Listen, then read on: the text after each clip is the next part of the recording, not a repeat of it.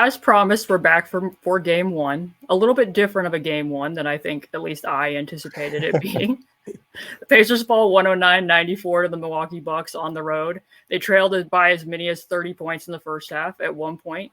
I think with a little under 3 minutes to play, Damian Lillard had almost outscored the Indiana Pacers all by himself. He had 29 points, the Milwaukee Bucks leading 56-29. That was kind of my main big takeaway from this game was the difference in the contrast between what Damian Lillard did in the first half and what Tyrese Haliburton did in the first half, because at that point in the game, Tyrese had only taken 3 shots. So before we dig into all of that, though, how would you say the lighting is there for you? Are the lights too bright as they were for the Pacers? I bought a lamp yesterday, and the lights still weren't too bright. I feel like the lights are in a very cozy spot for me. I use this term because I watched, every Raptors game this year, and they were terrible. And I would use the term feckless. And that is how I felt about the Pacers. I've seen a lot of feckless basketball in the last calendar year. And I saw it. Would you say the Bucks were full of feck to start the game? Yeah. They had, well, actually, maybe not necessarily the Bucks as a whole. And we're going to get into reasons for that. Like moving away from Brook was really important. Just riding the hot hand of Dame was really important. And Dame carried early. Like the Pacers, the script, I would say, was decent enough. And the Bucks did what we thought they might do by going to softer pick and roll coverages immediately. And that was something that the Pacers, Tyrese succeeded against. But game plans change. You get different coverages. You struggle with them. And Dame didn't struggle with anything that got thrown his way, except for like the 2 possessions where Pascal was hanging with him. He got the one like little baby left hand over top, and he got his other shot pinned. But yeah, he had free range. I don't know what kind of, like, he has a tidy little ring light he's very comfortable with. But yeah, lights, etc. So I think what we're going to do is we're going to organize this by point guard. So I'm planning on talking about Damian Lillard first and what mainly went on for the Pacers defensively against what was his massive scoring explosion in the first half and what led to that. So right off the top, if you had to guess,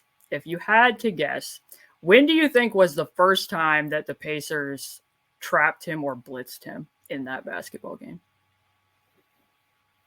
They started playing deny in the second quarter, I thought. Did they do it at the back end of the second quarter, or was it the second half? So according to Second Spectrum, there was one possession at the 7:56 mark of the first quarter where Miles was kind of up at the level, and he ended up picking a foul mainly because he just kind of didn't get out of the way and got a blocking foul. But otherwise, it was not until the 5:43 mark of the second quarter. He had 21 points in 13 minutes at that point in time. And you might remember the possession because it was when Doug went to go hard trap, and he left the trap, and so did Andrew Nembhard, and Dame got the ball back and scored a 3. So that was the first time where they did anything resembling a blitz or a hard trap, was when he had 21 points. The big problem was not the shooting, I didn't think. Mm-hmm. Dame hit like an end one shot off Nemby. He was pulling from like 26 with guys in his face. Miles should have had his hand up for the one where they were staring deeply into each other's eyes, and like Dame let it go from 28. But it made sense to me that he had a hot shooting night and still came out 6 for 11 from downtown. The big problem was layups, giving up layups because of bad pick and roll coverage, basically, in my mind anyway. I'm glad that you bring up the driving and the layups, because I did not talk to you purposefully in advance of this game. I have not even read the piece that you wrote for my website because I didn't want to know what your thoughts were so that we could talk about it. Wow. So I do have clips prepared because I want to know what you think exactly of this. The Pacers, to start the game, I feel, are picking Damian Lillard up very, very high in what is going to be chase and over coverage with Miles. Kind of what they'll have Miles do throughout the season is when the screener approaches, he uses a little shove like he's up to a touch, but he's not going to defend in what is traditionally thought of as up to a touch coverage. It's merely to get that screener to actually make contact and set the screen, because the Pacers really, really, really don't want to give up screen slips, and then he proceeds to be in a backpedal. This compilation, obviously Nembhard trailing from behind. This is going to be with Pascal, actually the person in drop, because they did a little bit of a switch there. Dame gets around to the rim. Another one, they have Nembhard mainly picking up full court. So look where this screen's going to get set. Clear at half court. Miles is using a little shove there. Dame does get back to a step back, even though Nembhard got in front. Point being is the screen's at the logo. Now this is going to be show coverage with Tyrese. They're guarding it clear up there, and yet Tyrese doesn't force Dame to abort the dribble or pick up the dribble, even though they're showing that high up on the floor. And then he backs up, and Patrick Beverley gets a wide open three, although he doesn't make it. And then another one where he actually gives Patrick Beverley a little bit of a shoulder shiver there. The screen's going to be really high again. And then that one, Dame didn't even use the screen. You and I talked about this one a little bit before we had on. Like, Nembhard needs to be a little bit better at directing and connecting there. But Miles has already used the little push shove against Brook Lopez. He never even had to take one dribble off the pick.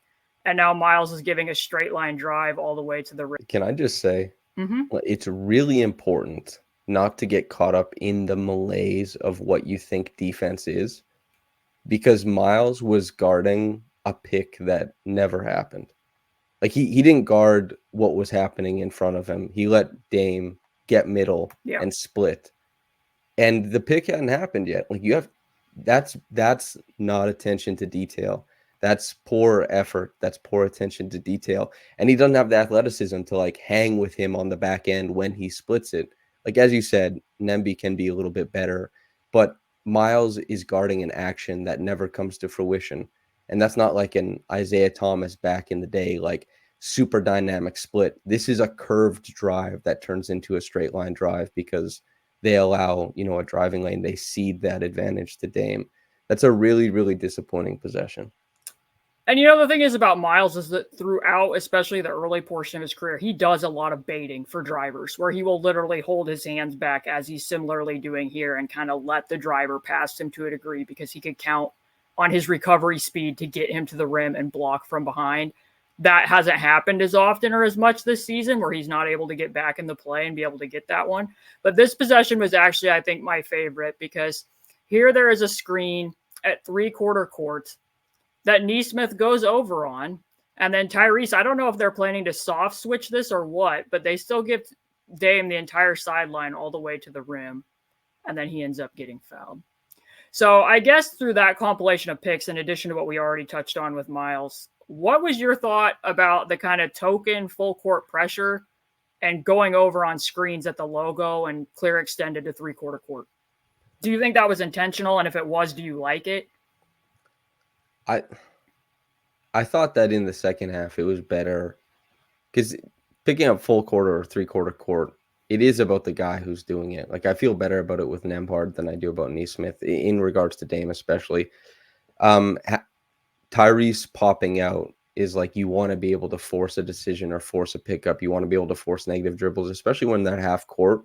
If you are going to pick up that much, like, you have to be able to kill it, and not being able to do that, because if you kill it, then it's not a live dribble. Then it means you have more time to get back. And I know Patrick Beverley missed that three, but if you're able to kill the dribble and then start to get back, this is an easier play to get back into. It's not just like a jab step can send you into the paint. I think that the more aggressive coverages work. It's just they don't want to be stuck in that middle ground. The middle ground was like Jalen Smith was playing a little bit too high, and Dame got to turn it down for a layup.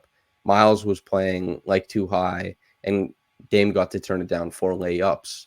And Pascal, it was like 1 for 2. And as we saw that left-handed finish, there was a replay. It was like by the skin and the teeth got over. Maybe Pascal, for a few times over the course of a game, can play that, but asking him to do that repeatedly probably isn't great. I think the ball pressure has to be higher. I think they have to force the ball out of Dame's hands. And that worked better in the second half. And some of that is shooting variance from himself and from the players around him. But shooting variance happens. There's not much variance on layups. And playing a style of defense that allows him driving lanes, because I don't know if people forgot, but Dame isn't just a 3-point shooter. He has been one of the best driving guards in the NBA for some time. Maybe not as much this season, but I would try and make him pick up the ball more often like they did in the second half. And if the Pat Connaughtons and Patrick Beverleys of the world, they make you pay from 3 or they make you pay putting the ball down and making progressive reads, then I guess that's life.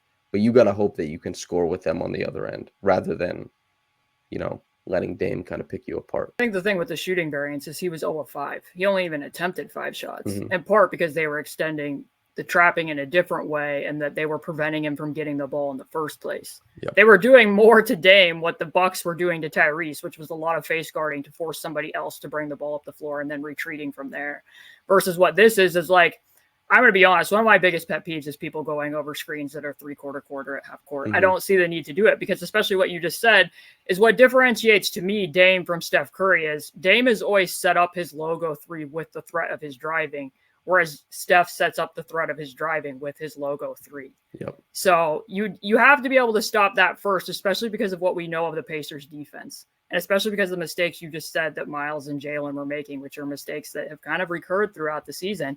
You can't have Nembhard already that far into trail where he doesn't have much of a chance to ever get back in front when the ball breaks the 3-point line.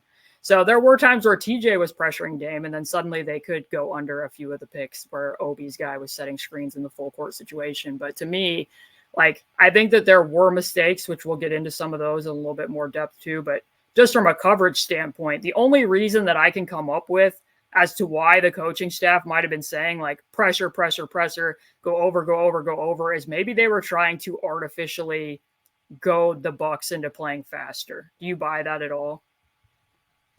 That seems maybe like galaxy brain to me. I'm not sure. That's the only explanation I can come up with. Otherwise, why would you do this?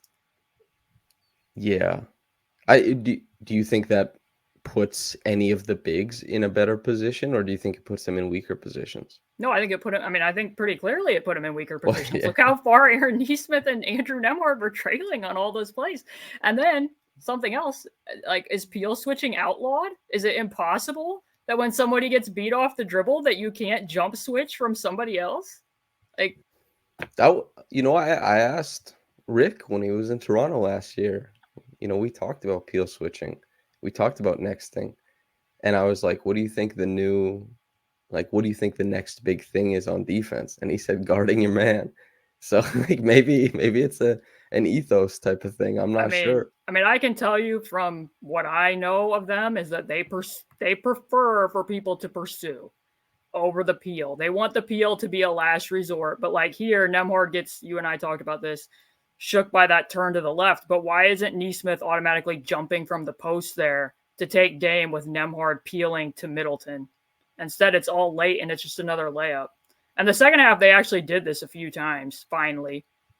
Here, Nembhard gets beat. You can see that Pascal's jumping over. Nembhard peels off to the perimeter.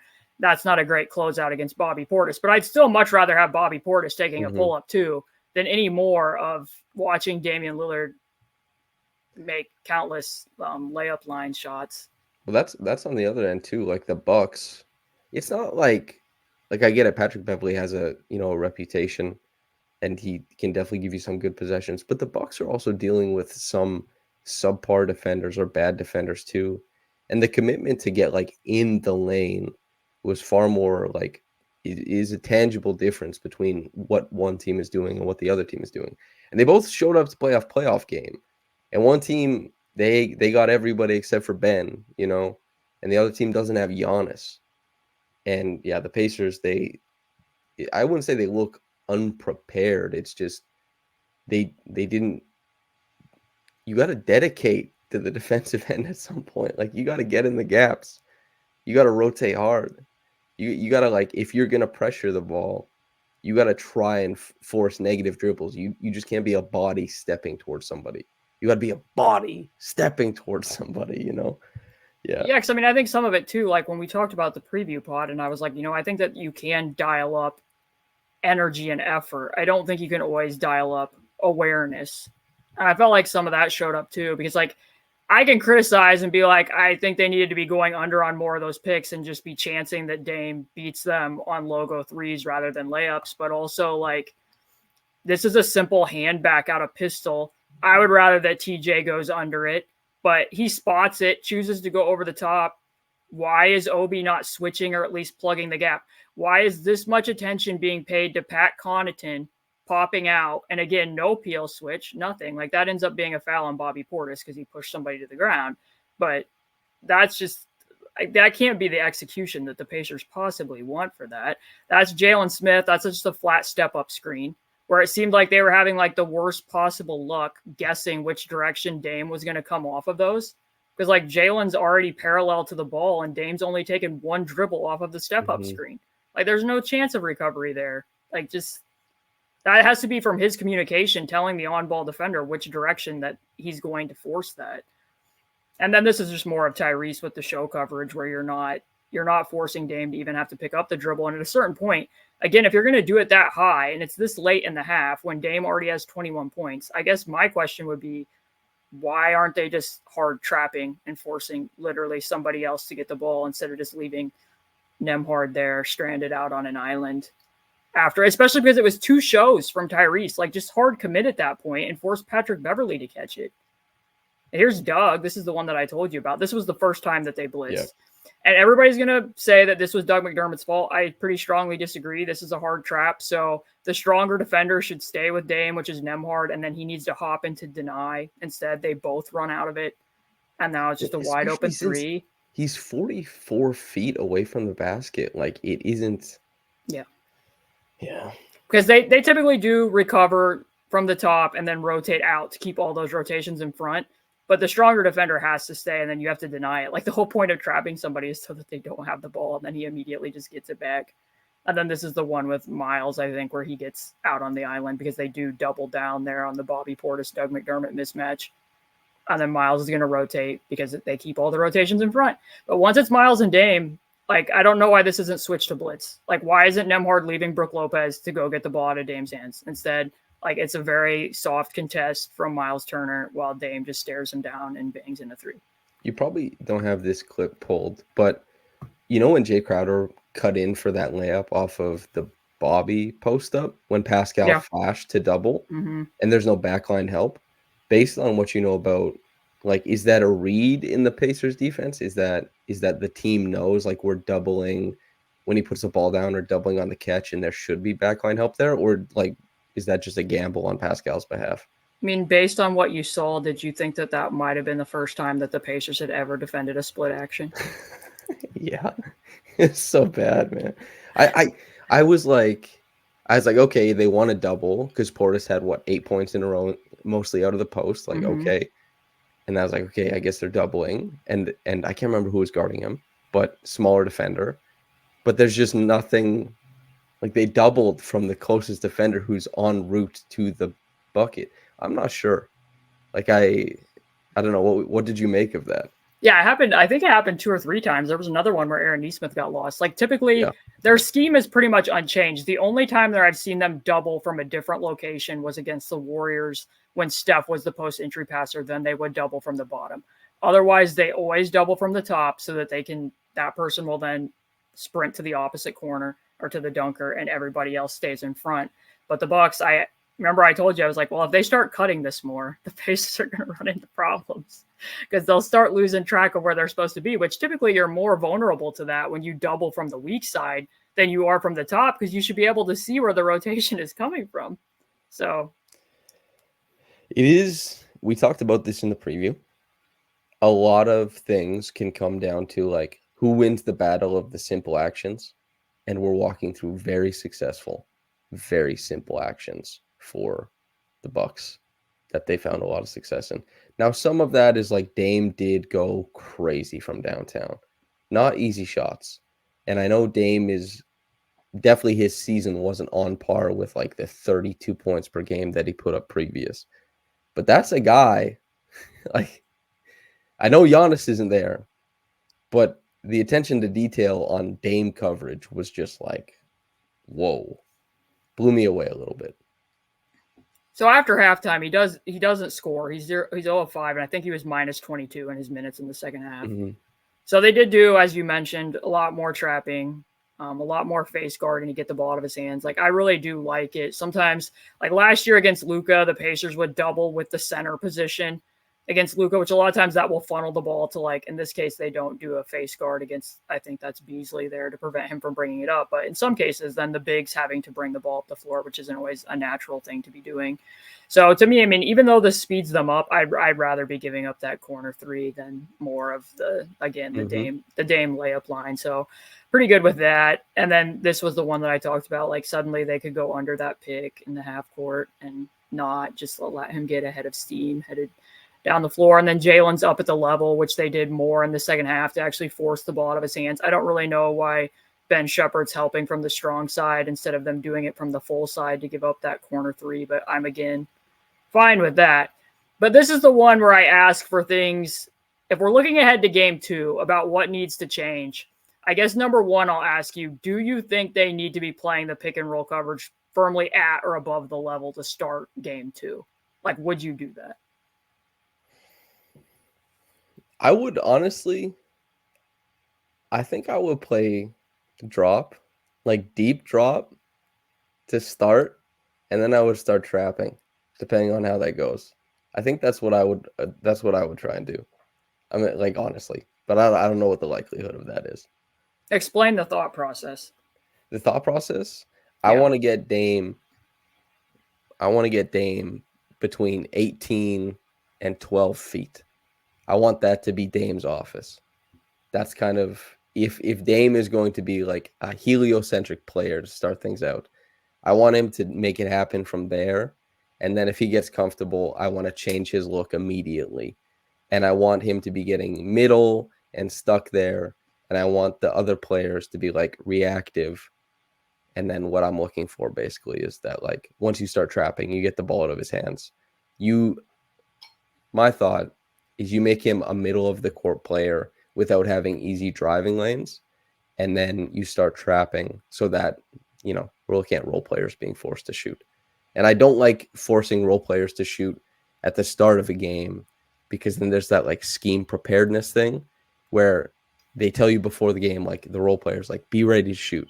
They're going to trap. They're going to do that kind of stuff. It's like, no, let Dame get like middle with a buffer and then see if the role players are comfortable shooting with like 4 minutes left in the first quarter, 7 minutes left in the second quarter, that kind of stuff. That's my thinking. But that could be far away from what you think. I'm more interested in what you think. Okay, so this is one of the possessions from the fourth quarter where Miles is on Brook Lopez, and he's actually close to being up above the level. Actually takes like a slide step or two here. Dame makes the adjacent pass. And they could have shorted the roll there pretty easily to Brook Lopez, but they didn't. And Siakam's able to recover out and block that three from Bobby Portis. Then there's another one where Miles is up above the level and Dame's just getting around the edge anyways and still kind of turning the corner. They advance it to the corner and make a three. So my thought is, I wonder, based on things that they started doing at the beginning of the season and that they did more frequently last year, is how willing might you be to put Aaron Nesmith on Brook Lopez, put Miles Turner on Bobby Portis, and put Pascal Siakam on Chris Middleton? Because Pascal's going to give you more length over Chris anyways. And in the case of Aaron, like, I'll show you this clip that comes up here against the Hornets, which obviously it's a different caliber of opponent. But, like, this is what they were doing at the beginning of the season. So Aaron's on Nick Richards at the center position. They're just running Horns twist here, so it's going to be a double screen.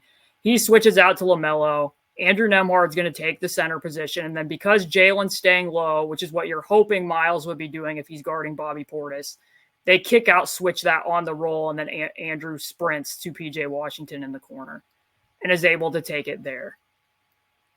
They did that more often last year, like a similar matchup, which Vucevic is not as physical of a post player as Brook Lopez is. Obviously, the counter for the Bucks would be, hey, we're just going to throw it into Brook Lopez in the post. And Aaron held up okay in some of these matchups. Like, he's done this against Embiid. He's done this against Vucevic. If he's able to turn in baseline, you're probably okay with that. And then the counter that I would say is, I don't know how much you watched the Heat Bucks series last year, but this is actually what Eric Spoelstra did. So they started that series with Max Strus defending Brook Lopez, and it took them until game 2 when they really started being active with Brook Lopez kind of like fighting for position to punish Max Strus. Otherwise, through the first like game and a half, he was pretty much just hanging out in the corner, and Max Strus just got to play low man, which, granted, different coaching staff. This is 2 coaching staffs ago for the Milwaukee Bucks. But would you at all be interested in Aaron Nesmith guarding Brook Lopez? I would be pretty worried about it. And also Giannis is kind of in, because if If we're Giannis is assuming we're assuming they're going to play it safe here, okay, and he's not going to play, would you do it at least in spurts? if Giannis isn't gonna play, I think they'll be more intentional immediately of going towards Brook. And Brook can be passive and float out, but if he's like, if they understand what the check is and they understand that he'll have a small on him, he's still very, very good at sealing, grabbing, scoring. You could try it. All I know is it took him almost a game and a half to do that against Miami last year when Max Strus was guarding him. You could and try it. Aaron hasn't guarded him all year, not in any of the prior 5 games. At least you could switch the ball screen and have him switch out to Dame. Like if I'm going to give up something, I think I would rather turn off the water against Dame getting downhill and maybe give up post-up twos and hope that we shoot the ball better, because that's a point that I should have brought up. The Pacers opened this game shooting 0 of 13 from 3. Mm-hmm.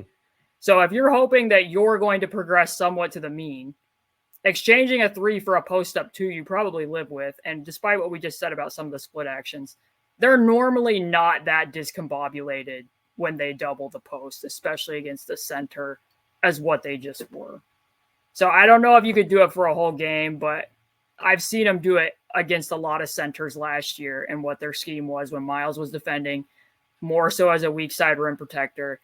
And their pick and roll coverage and what they were giving up against the pick and roll was better than when they were just playing and drop. But yeah, I think probably my lean, we differ here, which is fun, which is good, because we'll probably get to see both things next game tomorrow, or whenever people are listening to this, maybe today. But I would maybe ask Miles to go a little bit deeper, and I would ask more of Andrew and expect a bounce back game from Andrew for the opening game, the opening of the game, and then start throwing counters and stuff like that. But it could definitely be better to go Nesmith on Lopez and try and get funky with it. But maybe this is like Raptors coverage brain, because Lopez in the Eastern Conference Finals annihilated the Raptors on switches, and like even to the point where he was like pump, drive, finish. And Lopez is very good, but I guess it definitely matters about who you're doing it against, because it was honestly to the Pacers' favor almost in the in-season tournament when the bigs got into foul trouble and they put Aaron onto Joel Embiid. Because I think sometimes with Embiid, he's going to turn bigs into paper mache. And if you do something weird, like you put Drew Holiday against him, you put a guard on him, it makes him at least like, hey, this is weird. I have to do something different. But to your point, Brook Lopez did start his career as a post threat. He evolved into being a spacing big. Like I said, I don't think Vucevic is as physical in the post as what Brook Lopez often is. So that probably wasn't the best call. Vooch is like more, he looks like a bruising big, but he's more of a finesse big than you think. Mm-hmm. And Brook is a bruiser. He's big time in there. Yeah, I hope we see both. And I hope you're right, because that seems like a more manageable thing for them to be able to like throw out quickly. And that could also mean that it's like maybe a little bit more manageable when Giannis comes back into this series as well. So I'd be very interested to see that happen. And I also think that Pascal on Middleton could be a good look as well. They went to that a little bit more in the second half than what they did. And I wasn't completely surprised by that, which is why if Giannis was available, I thought they would start Nesmith on Giannis, because Nesmith could not contest shots against Brandon Ingram. Somewhat similar problem early on in the game last night. So do you have anything else you want to add about the Damian Lillard experience before we shift over to the other guard? Fun to watch. Like, really, that's awesome. Like, big performance. He's had a bad year relative to his standards in Milwaukee, and he popped the hell off. So good for Dame. Some of the shot making was unreal. Okay, so some of it was layups, but that's fine. Some of it was layups. So big talking point, obviously, aside from the Damian Lillard almost outscoring the Pacers in the first half, is at that point in time, Tyrese had attempted 3 shots. He attempted 7 shots for the game. I'm just going to be really basic with my question. Why do you think he only attempted 7 shots for the game? So we've talked about this before on my podcast, on yours. I am sometimes underwhelmed by Tyrese's how he approaches the game. And I wrote it in the piece. You wouldn't see it, but I said sometimes it seems like the Pacers approach offense as if the system creates looks, players don't. And I don't like that. And that's probably why Pascal popped so early. I think there was some passivity, even on one of the threes he made where they played, drop. He got to the free throw line, dribbled out, and made a three. I get it.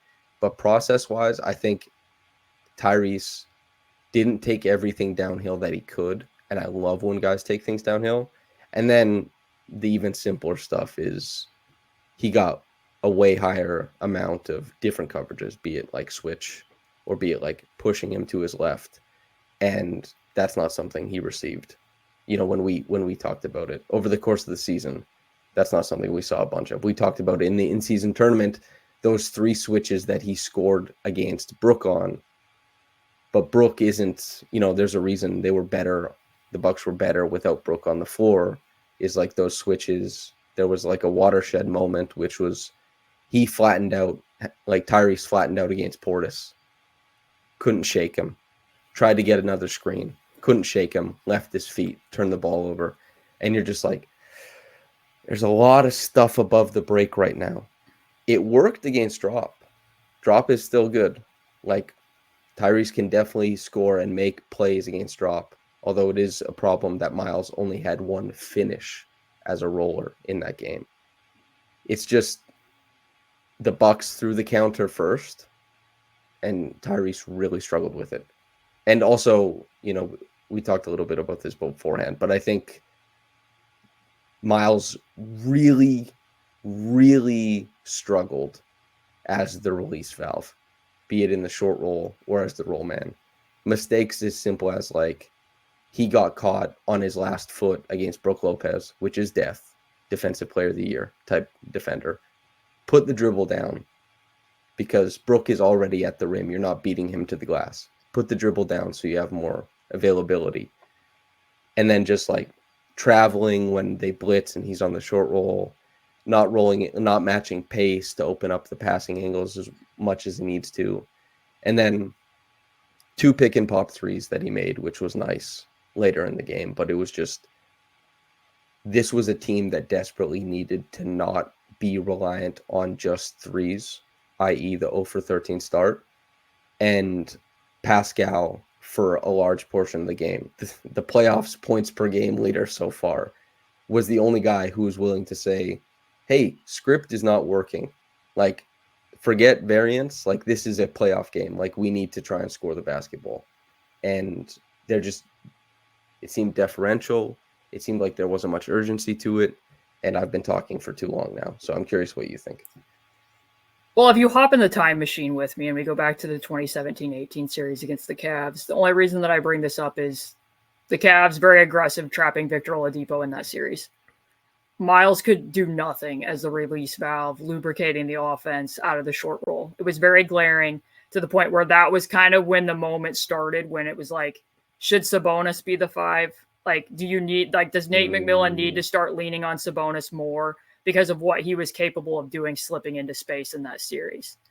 That being said, I really felt like this season more than any other season that Miles had really shown growth scoring at all 3 levels as the screener and making better decisions, in particular when he would pop to the short roll and be able to just hit that shot, or if somebody tagged up, being able to just make the pass to the opposite corner or to the corner cutter. Last night, he seemed very indecisive in a lot of those moments. I don't really know what was leading to that. It seemed to be something that was, a team-wide epidemic with everybody. There was a lot of indecisiveness. I will say and counter that for Tyrese's sake, a lot of the times when he sees more exaggerated coverages, his approach generally is like, his thought process is, I'm going to get my teammates involved early. And therefore, if they make shots, the coverages against me will relax. And then he initiates more as the game goes on, as far as being a scorer. I don't know that you can do that in a playoff game, but in his defense, he's never been in a playoff game. So I think that's like all well and good. Yeah. And like, that's the thing, like Pascal is the guy who's 30 plus and has all the, the experience. Other guys on the team have all the experience. Tyrese is the guy who's probably going to get selected, or maybe he will, maybe he won't get selected to an All-NBA team. But this is his first time, his first kick at the can. He has to get used to the environment and also the immediacy of losing that game and knowing how this affects the series might create a change, because there are a lot of players who in the playoffs, they say, I see what your coverage wants me to do, but I won't be doing that. Yeah. And whether Tyrese is a player who's truly equipped to dominate in that fashion yet, he's had games like that. But is that something he'll go to immediately? I guess we'll see over the course of the rest of the series. Remember what I told you in the preview pod when I said, here's my thing. The Bucks played those games like regular season games, and the Pacers did not. Pretty prescient of you. They played this game like a playoff game, and the Pacers kind of played it more like a regular season game. I mean, they had gone 11 deep, like 2 minutes into the second quarter. Some of that was because they were really searching for answers. But no Pascal and no Tyrese, and they went one of wild stuff.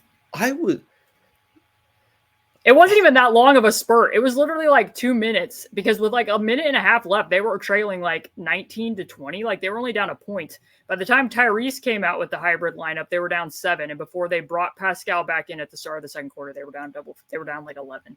Like it was a very short stint, but they couldn't score during it. I don't know how there was a lineup without Tyrese or Siakam being played that included a rookie and Ben Shepherd. I mean, we talked about that too. I asked you, like, hey, they've been doing these platoon substitutions. What do you think about these lineups if it's just TJ running wild and there's no Tyrese and there's no Pascal? But that's kind of where it's interesting, right? Is because regular season platoon versus playoff platoon. And while, like, understandably, the Pacers bench has had success in the past, sans any quote-unquote star power, but the easier things get taken away in the playoffs, and you kind of have to like rise above.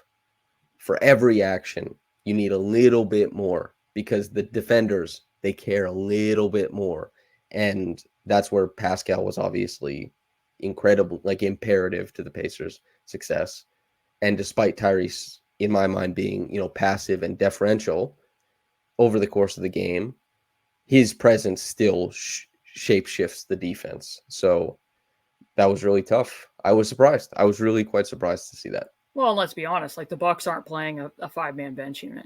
Like the Bucks were playing Chris Middleton or Dame or Brook Lopez throughout the game. They're playing a shortened rotation. And like you said, the coverage against TJ was different than we've seen during some regular season games. But I have a compilation just to show people, because I don't think it was entirely just Tyrese being deferential. As you and I kind of predicted, they did put Brook Lopez on Pascal from the start of this game so that they could switch on those screens when Miles Turner was out there. So either Jay Crowder or Bobby Portis was guarding him.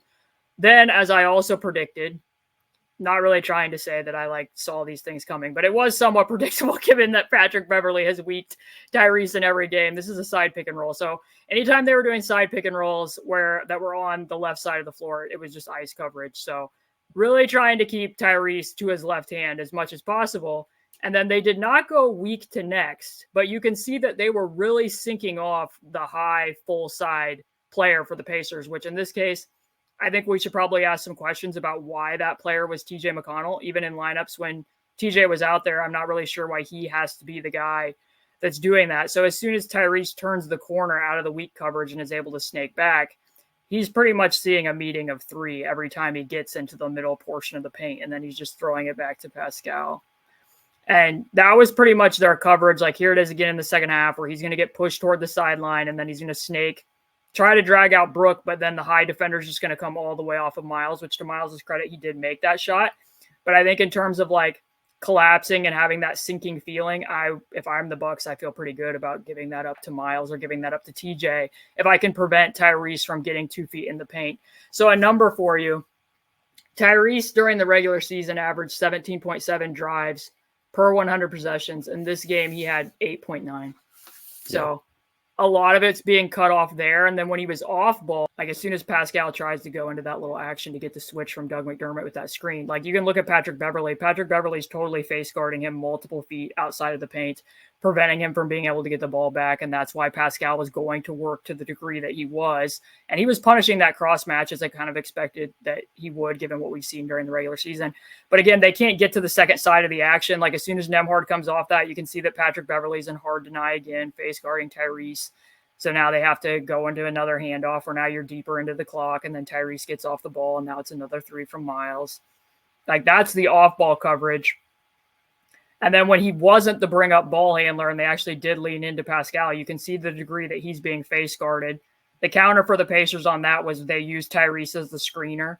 So I really did like these inverted actions for them. I always like the inverted actions for them when Nembhard's in the dunker spot. I think that's a really successful alignment for them. So I felt like that was successful, at least when Tyrese was seeing that amount of full court pressure. They went to that a couple times before the end of halftime. This one, I think that Pascal actually did get all the way to the rim and able to get Brook to change angles a couple times before he gets there. But point being is, like, he was being face guarded when he didn't have the ball. He was being denied off the ball. And then the weak coverage definitely it made a difference. It impacted him, and then they were sinking off the high side anytime that he got into the paint. So I do see your point, and we'll get into that as far as, like, yeah, sometimes he's timid. Some of it was timidity, but I also think that, like, that's not the way the Bucks guarded him during the regular season. I never saw that in any of the 5 games. Also, the Bucks, like, it was the first basket of the game, right? Tyrese, it's just straight up drop. But since Brook is guarding Pascal, Brook is a goalie in the lane. Pascal's open for 3. Tyrese, like, runs past him. It's not necessarily a blur or anything like that, but Pascal has to settle for like a 16-foot pull-up, and he hits, and he's going to have to hit those all series. And he will to a certain percentage, and he'll, like, get to the bucket to a certain percentage, and that's the complication of them against drop, which they scored efficiently against in game 1. The big thing is, like, how do they deal with the switch and how they deal with weak? Because there is going to be some, depending on how much Brook guards Pascal, that drop coverage with Brook, like, Portis will drop out and Brook will also be in the lane. Pretty tough to navigate those two guys sitting there. It has to be on Pascal to score there, to punish where they're pulling away from. He has to meet that. And then we also have to see Tyrese a little bit stronger when he's getting weaked and when he's seeing switch, I think. So what would your counter be if he's being weaked on the middle pick and roll or he's iced on the left side of the floor and you're the Pacers? What are you telling Tyrese to do? I want deeper possessions. And I want, like, sometimes you can get deeper and you can force the big to take a step up. This creates, like, cutting opportunities, same side cuts, or this creates, like, the roll to get to a spot. It can also create seals. And that kind of stuff is, like, the in-between game that maybe it's asking too much of the bigs to make those types of reads in concert with Tyrese. And also there needs to be, like, I think they need to be more intentional, as you pointed out, with TJ being the release valve on the, you know, the full side. More preparation, obviously, but I'd like to see Tyrese with a little bit more, like, you can get deeper, trust your handle to operate in those smaller spaces just a bit, I think is important, because guys do see coverages like this. It's not necessarily just Tyrese, but guys have to be comfortable, like, dribbling static as the defense tries to, like, absorb what you're doing to it. And that provides opportunities because you do have a live dribble in the middle of the floor, whereas Tyrese is kind of like getting middle and shooting out, getting middle and shooting out. I think it might pay off to spend a little bit more time there and see how that develops. But I think part of it too, though, is like players do see this. Certainly all-star, all-NBA caliber players see this. But how often is Tyrese seeing it if Buddy's in that same spot as TJ McConnell? I mean, I showed you those clips. I mean, I literally showed you those clips. Like, Chris Middleton was turning his back and jumping towards Buddy. So if you haven't seen that for most of the season, like, or even just use Benedict Mathurin, I'll throw him out there too. If Benedict Matherin's standing at that 45 and that help comes, there's a very good chance you're getting a stampede cut out of that he's going to cut behind that help and catch the ball in the lane, and he's making a little floater. Like, at the very least, I think you have to ask of TJ there. Like, that has to at least be a go and catch. Like, it can't be TJ McConnell standing planted at the 45 and just being like, hey, Tyrese, keep a live dribble. I think, yeah, you and I were both very like, why did they trade Buddy? But if I like even forget Buddy, whatever, like, it's in the past. Like, Aaron Nesmith's in the ball side corner. Why can't Aaron Nesmith be up there in the same spot as TJ, and TJ is in the ball side corner? Like, that's at least going to keep TJ's defender a little bit more tethered to a spot. But to your point about him being somewhat getting to the middle of the floor and getting off the ball pretty quickly. So these are kind of what I would categorize as what I would say are the timid Tyrese possessions. So, like, he's being guarded by Pat Connaughton here, and they do sink in and help off a little bit off of Aaron there. But, like, why does this already have to be a reset dribble when Brook is in drop? Like, why aren't you pressing that issue a little bit more? Maybe even just getting to your pull-up two. Tyrese has shot well on pull-up twos. That's a shot that's available to him in this game. I don't know why he didn't go to it quite as often. I would certainly prefer that to a catch and drive from Jalen Smith against Brook Lopez. Here he attacks that cross match in transition, gets Brook. Dame comes out to him, and he doesn't really even recognize that, hey, that's Damian Lillard, and he's automatically off the ball, throwing a cross-court dart to Nembhard, who then has to puncture the defense for another three from Miles. And that was kind of a recurring theme, I felt, where there were several possessions here. Like, Pascal has Dame guarding him there in semi-transition. Tyrese gets a switch against Damian Lillard, and as soon as the switch happens, he's just firing the ball to the opposite corner. Damian Lillard really wasn't forced to do that much defensively in this game. Not enough by comparison to how many times, like, we're watching Tyrese, do multiple rounds of show coverage with Patrick Beverley setting those screens very high up on the logo. This one, I would ask, you have Damian Lillard in semi-transition here, and Aaron goes and sets a screen, and now you have Pat Connaughton. And now the high help comes, the sink comes again. Tyrese does squirt through it, and now he's off the ball because Brook Lopez is all the way off of Miles. So that is kind of what you're navigating. Like, I really like that take. Like, he didn't take it back out. Like, punch the gap, collapse it fully. You take that shot from Miles. Like, you really, really do take that shot. Like, the Pacers created a great look there. And that's because Tyrese saw, like, a small gap, but still wanted to get through it and still forced, even though it wasn't for his shot, it's still about getting all the way there and knowing how the defense is going to respond to you. I do like that possession. And some of it, I do question sometimes how much of this is tied in terms of him, especially when he's using that reset dribble to just automatically get out of that pick instead of going to the pull-up two, or like, that's his number one counter in the times when he does see help, is he uses that very low gather and his really long strides to be able to squirt through. And since that hamstring injury, you do not see him do that as much as you would have seen pre and beforehand. So I don't know how much of it is that either, but, like, especially when they're getting those switches against Dame, it was, like, wild to me that he was automatically just firing the ball. Well, we can watch, the in-season tournament, because if I'm remembering correctly, there's still a lot of help on Tyrese in the in-season tournament. Like, when you showed some passive plays against drop. It's like, and you said he can be a good shooter in the mid-range. He can be good in the floater range. Like, he has tremendous touch. Yeah. And the same way we looked at it, like, wow, they're affording, Dame these lanes for driving. Tyrese isn't quite the driver that, Dame is, and certainly doesn't have the career as a driver that Dame has. But it's just like, you're that level of shooter. You have that space. Like, put it up. And I do get it. It is what you said, that Tyrese has certain whims to his game about, like, getting other guys started and being, like, the consummate point guard and, like, being like the proprietor of the system and all that kind of stuff. But sometimes, like, it felt like Pascal early in the game was, like, absolutely saving the Pacers, keeping them afloat by dribbling the ball before getting to 15 feet and hitting a shot, because you're like, somebody's doing it. And it wasn't like PJ McConnell or Aaron Nesmith. It was like with Pascal. And you expect the same thing of Tyrese. It's like, we need some more shots. especially when it's available.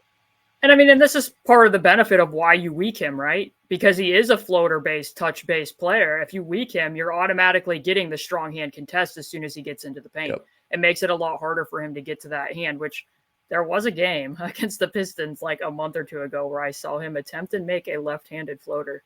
And I thought, that's something. That's actually a skill that he should work on and add, because then when he's being weak, that's an automatic counter for it. But that's the only time I've seen him do it. He had a nice one. It's maybe doesn't count as a floater, but it was like kind of an extended layup or a runner where he banked in from the left hand in the in-season tournament game against the Bucks, where he just like took the left lane, went all the way, and hit like a left-handed push shot, like a runner. Yeah. So, but he's a talent. he's a really good player. I know, like, definitely if there are fans of Tyrese listening, I know I'm coming across harsh, but he's really good. And 9 points and 8 assists, 7 shot attempts. This Pacers team, maybe if Tyrese played on the Celtics, you can have one of those games. But this Pacers team cannot abide, I don't think.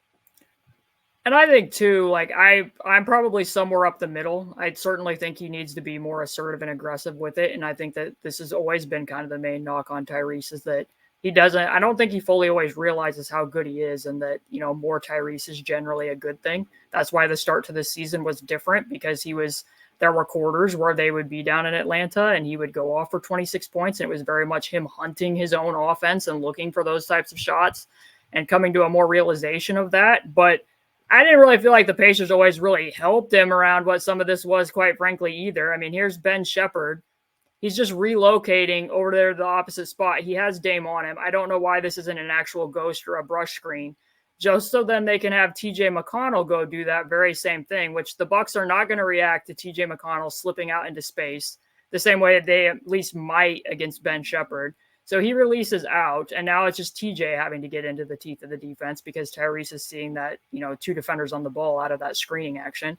That's not really beneficial to him. Now he has Dame on an island again, and Miles is just going to go bury Beasley in the post. So Tyrese is like, well, that's probably favorable. And then to your point of what you said, Pascal's being guarded by Brook Lopez, and he's not really guarding Pascal. I would have liked the pass here. You can even see if you let it run, Pascal's reaction is pretty. He's like, for Miles to make the pass to Pascal. Yeah. That was a really tough read among a game of quite a few tough reads from Miles on that play. Yeah. Which used to be the book on Miles, but I had thought that he had shown a little bit of progress with that throughout the season. But I quickly looked at the series you cited, and if he was the short roll guy, he had 4 assists across the whole series. That's pretty crazy. Yeah. That's where the Turner Sabonis thing first kind of picked up, Samson. Yeah. But so now Pascal's in the post, dig down from Chris Middleton, like something that Kyle Lowry on the Raptors used to do a lot, which I clipped during the Nate Bjorkgren era, is if Patrick Beverley's going to face guard Tyrese when Tyrese doesn't have the ball, and Pascal's going to be getting doubled in the post, I would really like to see Andrew Nembhard go set a top pin here and then let Tyrese rotate over closer to the post up so that he has a chance of be getting the ball instead of Nembhard catching it multiple feet behind the 3-point line again in the water, just kind of him having to use brute strength in order to get into the lane.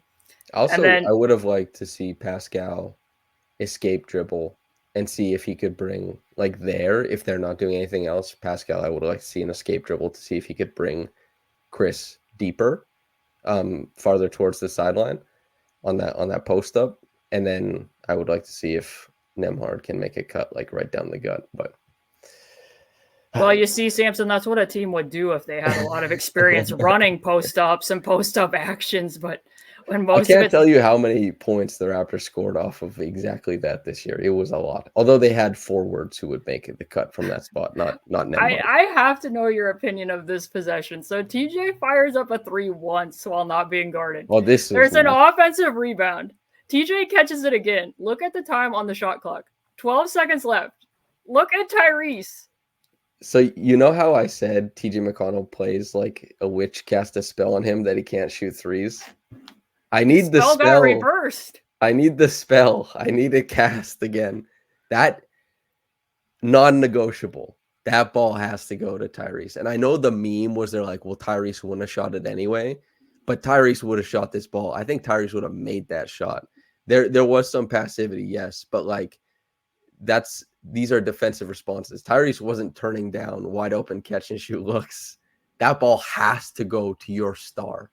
Like to everyone who disagreed with my use of Sad Jeff Teague in response to this possession, TJ has made 18 threes all year. Tyrese is shot ready. He's completely positioned to catch the ball in this situation, and TJ fires up 2 missed threes on the same possession. I don't know. So next point is if they're going to run stack, which they're doing here with Andrew as the ball handler, which I kind of suspected they might, given that Andrew was probably going to be drawing the weaker on ball assignment. And because of, again, if Tyrese is being face guarded, they typically use him as a screener a lot. So 2 on the ball out of stack. I don't really know. Like, to me, if I'm the Pacers, I'd be thinking heavily about making this stack veer so that Miles is veering into a pin down and actually making Patrick Beverley have to guard another action to free Tyrese on the pop here. So then that defender has to make a choice instead of leaving Obi, wide open in the corner and then them having to make plays from there, just because they need to find ways to get Tyrese shots. And that's going to be an easy way to do it. And they're going to have to keep running that because I don't expect the coverage from Patrick Beverley to change against Tyrese. Here they tried to use him as the ball handler out of it with Andrew as the stack screener, which I've probably only seen this like less than 10 times where Andrew has been a stack screener and they commit 2 to the ball again. And same thing, like I would really like Miles to make the decision there that as a counter, if they're going to hedge and blitz on stack screens, that he sets the ball screen and then veers into a pin down to make Dame have to guard something and get Andrew open at the top of the key. So I do think that there was little actions throughout the game where the spacing and like little tweaks to plays that they already run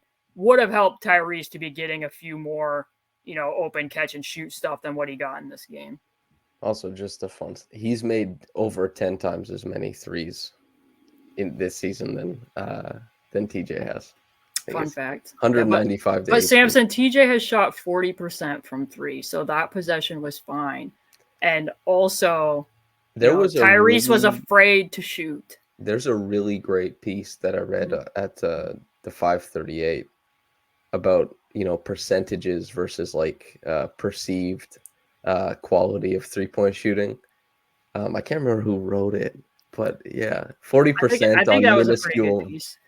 Yeah, some people have found it to be evergreen, but overall on Tyrese, that's what notes I had on him. Did you have any other big takeaways about Tyrese or what? I mean, we kind of touched on it already, but broad strokes looking at the game too. We talked a lot about Tyrese. We talked about defensive miscues. I think we threw the kitchen sink at the Tyrese conversation. I think we've covered both guards pretty thoroughly. So yeah. I guess I'll just close out this portion of the podcast with one general question, which is, after watching the Pacers trail by 30 points in this game and lose it in the way that they did to the Giannis-less Bucks, does this change your overall opinion of this series and what they can accomplish in it? It makes me less confident overall because they've already lost one without Giannis. It makes me less confident that they can win the series. It does not make me less confident that they can win games in this series. They can win games in this series. Like, there's a lot to clean up. Now, we'll see if they're a team that cleans up their own mess, which they have been and haven't been in the past. We'll see. It's been pretty hit or miss. But there's a route to success here. And it's not that complicated in my mind. That's 3-point variance is also baked into all of this too. Now, 3-point variance is very lazy. You can't just say 3-point variance. You can't look at this game and just chalk it up to, well, they missed their first 13 threes. They shot 20%. It's not just that. That exacerbated their problems. But they should have positive regression there. They have things they can clean up defensively. They have counters that they can go to. And Tyrese, I don't know how much film he watches. I don't know. He watches a lot of film. You and I look at the film and we, have our harebrained schemes. Hopefully he's even more voracious and hopefully he comes up with something a little better. one of my shelves collapsed. Felt like a timely sound effect with how the game went. Yeah. Yep. I think that my general take from it is while I do think that the Bucks were a lot more prepared and had different defenders to throw at Tyrese than what they had in the regular season, I felt like a lot of this was self-inflicted. I think if the Pacers look over a lot of it, there's stuff that they should be able to fix here pretty readily, more so than it was something impossible that the Bucks were doing. There's a lot of mistakes. Sometimes on a basketball court, you don't make a mistake. You get scored against because players are good. Sometimes on a basketball court, you make almost countless mistakes and the other team scores. Like, just, you're like, wow. You know, our dear friends, you know, Elliot and Evan, just watching this saying, wow, I would hope my high school team doesn't make that mistake, you know, like that type of thing. How many podcasts did I do with you on your channel in which I said, how do you get beat on a basic cross screen, Samson? How do you get beat on a basic slice screen, Samson? Like basic intermediary actions that seem to like, and it comes and goes. That's what's kind of interesting about this series, because both of these teams are capable of being very good. And both of them have shown during the regular season that they can also be very bad. And sometimes that happens within the same game. And sometimes it happens from game to game. So that makes it a lot more difficult to predict, I feel, going into game 2 on what exactly to expect. But I felt like watching the Pacers was very similar to, you know, when you go to a hotel or you stay at a friend's house and you wake up in the middle of the night and you're kind of disoriented and you're like, oh, yeah, where am I at? Yeah, that is what this game looked like. Yeah. You exist in, they were existing in a liminal space. It felt, what the hell is going on here type thing. Yeah, it certainly did. So that's all of the talking points that I had, unless you had something else that you wanted to bring up from game 1. Since I come over here from Toronto, I hope I'll ask a question to the commenters, be it YouTube or Patreon. Happy with Pascal? Like, good, bad? I don't know. It was a fun game to watch from that point of view. And that was kind of what we talked about. Or, you know, the Pacers are preparing for a years-long run. So whether they lose this series or win it, Pascal's performance will lay heavy on the mind of Pacers fans, I presume. And so even if things don't turn out that well, I guess you can hope that you have a playoff performer, and you can hope that that continues to manifest going forward, I suppose. But yeah, commenters, let me know what you thought of it. Or if you think like maybe this is just like a one-game thing. Not sure. As far as what Pascal's performance was in that game? Well, just how he's able to approach this matchup. A lot of it was jump shots. He worked very hard to get to his drives, but a lot of it is like defense is sinking, just hit it over top. If Tyrese figures some of this out, though, some of that will get easier for him. Bar none. And like I've seen matchups, as I mentioned, where these cross matches happen, and if they figure out the rest enough, they don't continue cross matching it. So you might get to that point eventually. I would, if I were the Bucks, I would probably stick with Lopez on Siakam. I'd probably feel pretty good about that. But Siakam did everything that the Pacers could have asked from him for. I mean, I think he was as advertised. That was why I wrote him as the impact player in this series. It's just unfortunate that some of the other things that you were kind of counting on as a floor to occur in game 1, with him augmenting it. No floor. None of it happened. The floor fell out. The floor fell out. Like my little shelf. Completely busted. A perfect sound effect. Yeah. But yeah, so that wraps this one up. I will say, like, hopefully everybody continues to enjoy Samson's thoughts. I know I have personally received a lot of positive feedback on having him come over. People liked the write-up that he did about the game last night, although I have not read it yet. I will read it after I'm done here. I just didn't want to go into it tainted knowing what he thought. I wanted us to be able to talk about it organically, so I didn't look at it yet. I merely formatted it and published it blindly, which is a good thing for a publisher to do. But beyond that, hopefully everybody continues to like these. We're going to keep doing them on the off days, hopefully in a timely fashion on my end where I can get them up. And then also I put out there for people who do subscribe to the website, thank you. I'm doing the mailbag a little bit differently. So when we get done recording this, I am going to take some of the mailbag questions that got sent in, and that's going to be separated out separately on the website for people to have access to.